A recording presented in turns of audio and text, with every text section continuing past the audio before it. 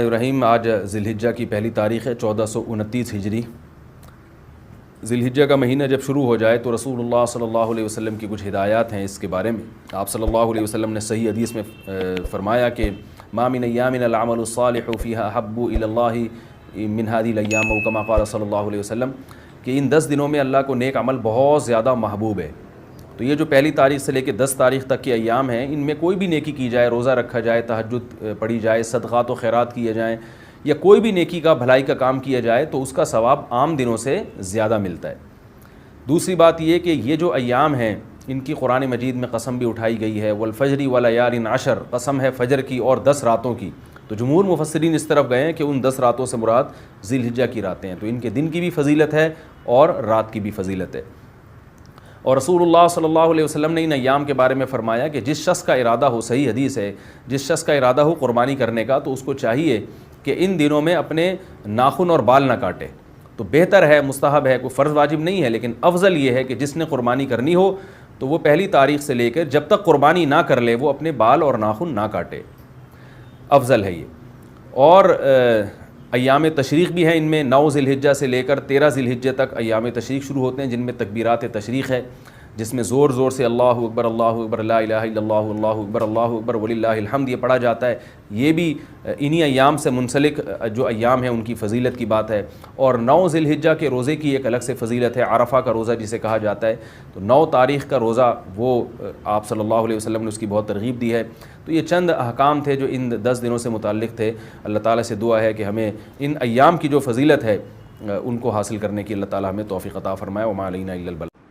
مفتی صاحب، حج کی فضیلت اور نہ کرنے کی وعید۔ ایک روایت میں آتا ہے کہ جو حج جس پر لازم ہوا وہ حج نہ کرے تو وہ یہودی ہو کے مرے، عیسائی ہو کے مرے، مجھے اس کی پرواہ نہیں ہے۔ اور قرآن کے الفاظ دیکھو کہ وَلِلَّهِ عَلَى النَّاسِ حِجُّ الْبَيْتِ مَنِ اسْتَطَاعَ إِلَيْهِ سَبِيلًا، اللہ کے لیے لوگوں پر لازم ہے کہ جو بیت اللہ جانے کی استطاعت رکھتے ہیں وہ بیت اللہ کا حج کریں۔ آگے قرآن کے الفاظ دیکھو، وَلِلَّهِ عَلَى النَّاسِ حِجُّ الْبَيْتِ مَنِ اسْتَطَاعَ إِلَيْهِ سَبِيلًا۔ آگے کیا الفاظ ہیں؟ وَمَنْ كَفَرَ فَإِنَّ اللَّهَ غَنِيٌّ عَنِ الْعَالَمِينَ، جو انکار کرے گا تو اللہ تمام جہان والوں سے غنی ہے۔ کیا مطلب؟ بہت بڑی دھمکی ہے کہ جو نہیں آئے گا نا استطاعت کے باوجود، اللہ کو اس کی کوئی ضرورت نہیں ہے۔ یہ جب دھمکی کے الفاظ واضح نہیں ہوتے نا، مبہم ہوتے ہیں، تو بلاغت کا قاعدہ ہے کہ یہ دھمکی چھوٹی نہیں ہوتی بلکہ بہت بڑی ہوتی ہے۔ تو اللہ کہہ رہے ہیں مجھے پھر تمہاری ضرورت، مجھے تمہاری کوئی ضرورت نہیں ہے۔ تو اسلام کا ایک رکن ہے۔ آج کیا ہوتا ہے، میں حج پہ جب گیا تھا، افسوس کے ساتھ کہنا پڑتا ہے کہ سارے بڈھیاں آ رہی ہوتی ہیں حج کے لیے۔ ٹھیک ہے، اللہ ان کو اس عمر میں توفیق دے رہا ہے، اچھی بات ہے، نہ آنے سے بہتر تھا کہ چلو اب آ گئے۔ میرے بھائی یہ جوانی کا کام ہے، سمجھتے ہو؟ جب جیسے ہی پیسہ آئے سب سے پہلا کام کیا کرو؟ حج کرو۔ اس کو ڈیلے کرتے ہیں، سارے کاموں سے فارغ ہو کر، بچیوں کی شادیاں، اپنی بھی 4 ٹوٹل مکمل، سوری غلطی سے نکل گیا، اپنی بھی شادی ہو گئی، کچھ چیزیں میرے منہ سے غلطی سے نکل جاتی، اپنی بھی ایک شادی ہو گئی، اور پھر کیا ہے کہ وہ سارے بزنس سے فارغ ہو ہلا کے جب اب کرنے دھرنے کا کچھ بھی نہیں ہے، بیٹھا ہوا ہے۔ کیا کریں یار، بوریت بہت ہو رہی ہے۔ اردو غل بھی ساری قسطیں ختم ہو گئیں، دیکھ لیا، کوئی نئی سیریز بھی نہیں آ رہی، وہ ڈرامہ چل رہا تھا وہ بھی ختم، نئی فلم بھی دیکھ لی، ٹھیک ہے نا، سب کچھ ہوا کہ کیا کریں یار۔ اب بیگم کوئی مشورہ دو، چلیں حج پہ نہ چلیں؟ چلو ٹھیک ہے، کہاں چلتے ہیں؟ حج پہ چلتے ہیں۔ ٹھیک ہے بھائی، ہم جو بڑھاپے میں بھی جا رہے ہیں، ہم خدا نہ خواستہ ان کو برا نہیں کہہ رہے، نیکی تو جس عمر میں کی جائے، جب اللہ قبول کر رہا ہے تو ہم کون ہوتے ہیں؟ لیکن یار تم باقی تو سارے کام تم نے جوانی کے لیے رکھے ہوئے ہیں، حج تم مؤخر کر رہے ہو جب ارطغرل ڈرامے کی ساری قسطیں ختم ہو جائیں گی۔ بری بات ہے نا یہ۔ جب آپ اللہ کے حکم کو ویلیو نہیں دو گے تو اللہ آپ کو ویلیو دے گا۔ دیکھو حج آپ کی زندگی پلٹ دیتا ہے، تو زندگی پلٹنے کی ضرورت جوانی میں ہے۔ جوانی میں چینج ہو گئے، آگے خیر کا بہت زیادہ موقع ملے گا، بہت موقع ملے گا۔ در جوانی توبہ کردن شیوائے پیغمبری، جوانی میں توبہ کرنا کس کا کام ہے؟ پیغمبروں کا کام ہے۔ تو حج میں انسان بعض دفعہ زندگی چینج ہو جاتی ہے اس کی. جب وہ اللہ کے شاعر دیکھتا ہے نا وہاں پہ کیسا لاکھوں کا مجمع منا سے عرفات سے نکل کے مزدلفہ چیونٹیوں کی طرح لوگ ہوتے ہیں, کیسی ایک اللہ کی نشانیاں نظر آتی ہیں وہاں پہ, کیسا دیوانوں کی طرح بیت اللہ کا طواف. بقرعید کے 3 دنوں میں جو طواف زیارت ہوتا ہے نا, اتنا رش پوری دنیا میں کہیں نہیں ہوتا. لاکھوں روپے لوگ خرچ کرنے کے گئے ہوئے اور اللہ کے گھر کے گرد گھوم رہے ہوتے ہیں. ذرا کبھی چھت سے کھڑے ہو کر حرم کی چھت سے دیکھا کریں, ایک انسانوں کا سمندر ہے اور وہ سارے بیت اللہ کے گرد دیوانہ وار گھوم رہے ہیں. یہ اسلام کی عظمت دیکھنے کا موقع ملتا ہے, اس سے انسان کے اندر دل تبدیل ہوتا ہے. حج میں بڑی قربانیاں دی جاتی ہیں, اور حج تو ہے ہی ساری دیوانگی. حج کے اکثر احکام ایسے جن کی بظاہر کوئی لاجک نہیں ہے. اللہ نے کہا میرے دیوانے بن کے آؤ, جیسے جیسے کہہ رہا ہوں کرتے چلے جاؤ. کیسے عجیب عجیب کام کروائے جاتے ہیں. سب سے پہلے ہم سے ہمارا لباس اتروا لیا, 3 پیس سوٹ اور ٹائی میں جو گھوما کرتے تھے, بالوں کی کٹنگ, اور ان کو 2 چادریں پہنائی جا رہی ہیں. اب انسان کے بچے بن کے آنا ہمارے گھر میں. اگر دیوانے ہو تو دیوانوں والا اسٹائل چاہیے. ابھی وہ جو آفس جس اسٹائل میں جاتے ہو نا, وہ والا اسٹائل بولو نہیں چلے. جو اللہ کے نیک بندے ہیں, جو اللہ کے حکم کے سامنے سر جھکانا جانتے ہیں, اللہ سے ان احکامات کی لاجک نہیں پوچھتے. جیسے شیطان نے پوچھا تھا نا کیوں سجدہ کروں میں آدم کو, وائے, تو یہ نہیں پوچھتے. ابراہیم علیہ السلام کو اللہ نے حکم دیا بیٹے کو ذبح کرو. یہ حکم بظاہر زیادہ اللاجیکل تھا کہ معصوم بیٹے کی گردن کاٹنے کا حکم دیا جا رہا ہے. شیطان کو جو حکم دیا سجدہ کرو, یہ اتنا اللاجیکل نہیں تھا. لیکن شیطان نے کہا اس کی لاجک کیا ہے, میری سمجھ میں نہیں آ رہا, میں آگ سے بنا ہوں, یہ مٹی سے, میں کیوں سجدہ کروں. آدم علیہ السلام کو اس سے زیادہ عجیب حکم دیا کہ اپنے معصوم بیٹے کو اپنے ہاتھ سے کاٹ دیں, ذبح کر دیں. ابراہیم علیہ السلام کو. لیکن ابراہیم علیہ السلام نے اس کی لاجک بولو نہیں پوچھی. کہا بیٹا مجھے اللہ نے حکم دیا ہے تجھے کاٹ دوں. بیٹے نے کہا جب اللہ کا حکم ہے تو بھائی ہم کیا کہہ سکتے ہیں, بھائی کاٹ دیں, آپ میرا گلا کاٹ دیں, ذبح کر دیں. تو حج ان احکامات کی بھی یادگار ہے. تو آپ جاتے ہیں حج پہ, وہاں آپ جانور ذبح کرتے ہو, آپ رمی کرتے ہو, وہاں شیطان نہیں ہے, وہ تو ایک نشانیاں ہیں 3, لیکن آپ پتھر مارتے ہو, رمی کرتے ہو. کیوں؟ ابراہیم علیہ السلام نے یہاں شیطان کو کنکریاں ماری تھی, جو آپ کو بہکا رہا تھا کہ اپنے بیٹے کو کیوں ذبح کر رہے ہو, کیا بگاڑا اس نے. ابراہیم علیہ السلام نے شیطان کو دلائل سے جواب نہیں دیا, پتھر اٹھا کے مارے. اللہ نے کہا تم جاؤ وہاں کنکریاں پھینکو. اب اے اللہ وہ تو ابراہیم علیہ السلام تھے, وہاں تو سچی مچی کا شیطان تھا, میں کیوں کنکریاں پھینکوں. تو اس کا مطلب جب آپ نے کیوں کر لیا تو آپ کس کی لسٹ میں آ گئے, شیطان کی. کیسا عجیب حکم ہے, جا کے 7 کنکریاں مارنی بھی ایسے ہیں. یا تو ہوتا نا وہ اٹھا کے مارو تو سمجھ میں آتا ہے, ایسے ایسے پھینکنی ہے جا کے. حاجی 10-15 لاکھ روپے یہ کرنے کے لیے جا رہا ہو, خرچ کرتا ہے یہ کام کرنے کے, ایک طوفان لوگوں کا کنکریاں مارنے کے لیے. کیوں؟ کس کا حکم ہے بھائی؟ اللہ کا حکم ہے, اللہ کا آرڈر ہے. لباس اتار لیا اپنا, کتنا مشکل کام ہے انسلا لباس پہننا, 3-4 دنوں میں دماغ ٹھکانے آ جاتا ہے. پھر جب ہم پہنتے ہیں نا اپنی شلوار قمیض, ایسا سکون ملتا ہے یار.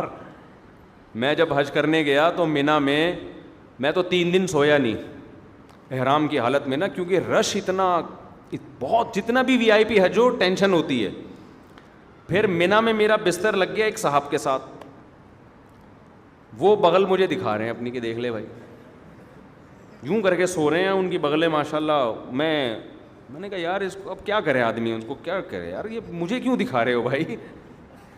نیند ہی نہیں آ رہی ہمیں اس ٹینشن سے کہ کسی کے پسینے کی اسمیل آ رہی ہے, کسی کی بغلیں کا مطالعہ کرنے کا موقع مل رہا ہے, اس کا کیا ہے. انسان کو گھن آتی ہے نا ان چیزوں سے. لیکن لا رفث ولا فسوق ولا جدال فی الحج, آپ کو چیخنے چلانے کی اجازت نہیں ہے کہ کیا کر رہا ہے, تجھے تمیز نہیں ہے حج کرنے کی.